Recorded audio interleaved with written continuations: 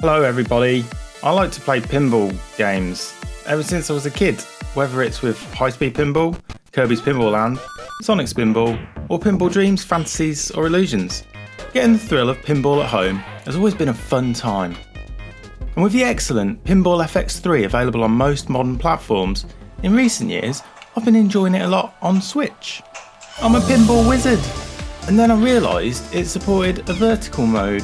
So I made a virtual pinball machine out of some wood, an old Sony TV and a Nintendo Switch, running the aforementioned Pinball FX3. It turned out pretty good and is a lot of fun.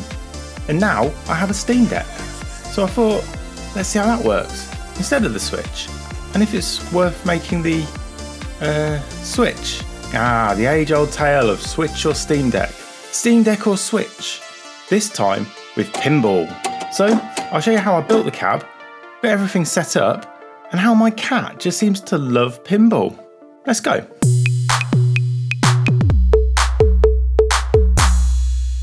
So yeah, a little pinball machine made out of some stuff I had lying around. Let me spend a minute regaling you with that story. Once upon a time in March 2020, just around the time of lockdown. Yeah, it's totally unrelated, but that was when I did it. I've been working on the plans on and off for a few months, trying to figure out how best to use the little bit of MDF I had left over from my arcade cabinet project. And these are the plans what I made. So once I was happy with that, I just drew out the dimensions on the MDF and cut it into pieces. Easy peasy. The TV is an old 26-inch Sony LCD, circa 2012. So I just liberated the screen from its plastic housing and mounted it inside. The buttons are simply soldered onto a cheap Switch controller I found on Amazon for about 10 or 12 quid. I tore it apart and soldered to the PCB. Honestly, there really isn't anything special about this build. I just wanted to reassure anyone interested in making one that you can, if you want. That kind of takes care of the main part of the cab. Everything else are just additions that finish the look. I had an idea in my head about how I wanted it to be, sort of like a dinosaur crate from Jurassic Park. So the additional bits I added were aluminium side edges and a sort of fake lock bar. For a small cab I think that's fine, you'd probably want something better for anything bigger. These were screwed in and then I designed and printed some corner pieces and ends to cover any gaps and make it feel better in the hand. Some fake PU leather covers the top shelf and a Bluetooth speaker with auxiliary input sits on there. I just wired the speakers from the TV to a 3.5mm jack because if I used the headphone output, the sound was a bit low and muffled and it showed a headphone symbol on the screen which was obviously annoying. Oh, and you can see I dry brushed the speaker in 3D printed parts to make them look well weathered. What else? Oh yeah, I needed a few extra arcade buttons as I think I only had about 4 lying around at the time. Some smoked acrylic for the screen. I had this made specially to fit. I can't remember how much it was, probably about 30 quid. I use smoked as it adds a bit of contrast to the image by effectively increasing the black levels, which is important for an LCD screen like this. It also helps hide some of the rough edges. I also designed the graphics for the front and sides. I spent a bit of time on that, but overall happy with how they turned out. Then to finish it all off, a cheap RGB LED strip from Amazon I stuck underneath. I lost the remote for this, but it's set to a pulsating red, which I'm kind of happy with. And with all that done, it was pretty much just a case of hooking the Switch up and playing pinball. And it works really well. Honestly, Pinball FX3 on Switch outputs at 1080p and 60 frames per second when docked.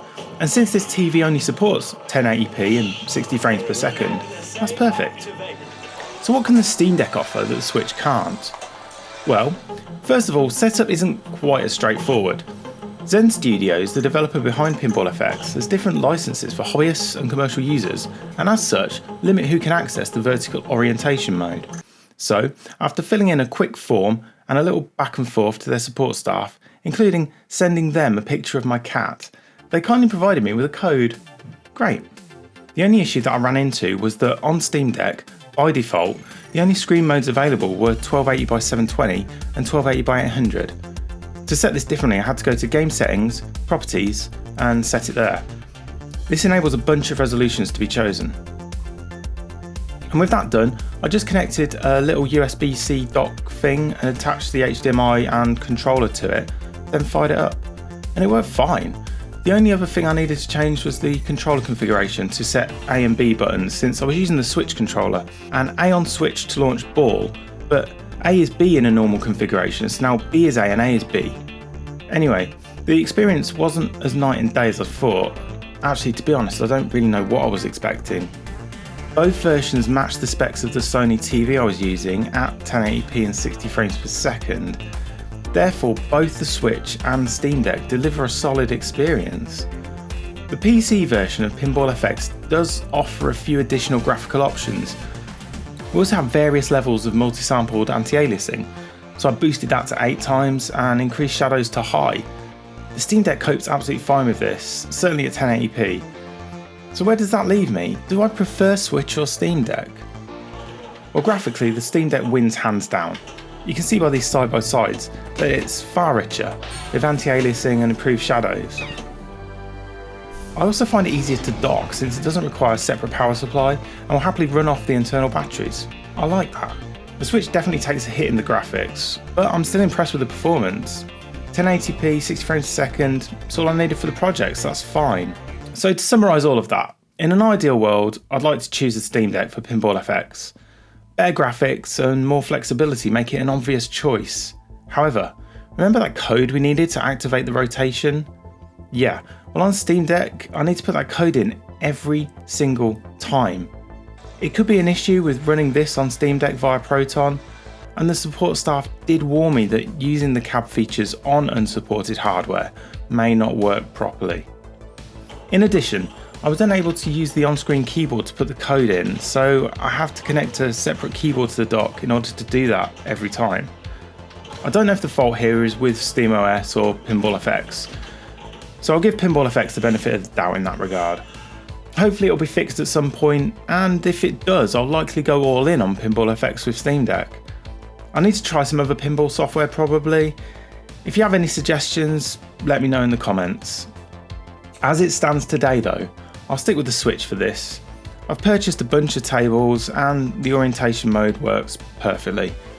So yeah, if you want to build one, go ahead and do it. It's pretty easy really. If you have a cat though, you might struggle to see the playfield. Subscribe to my channel if you want to see more stuff like this or other video game things. I do a lot of stuff about Mr. FPGA and other bits and bobs. I'm going to go now and bash my little balls around a bit. Bye!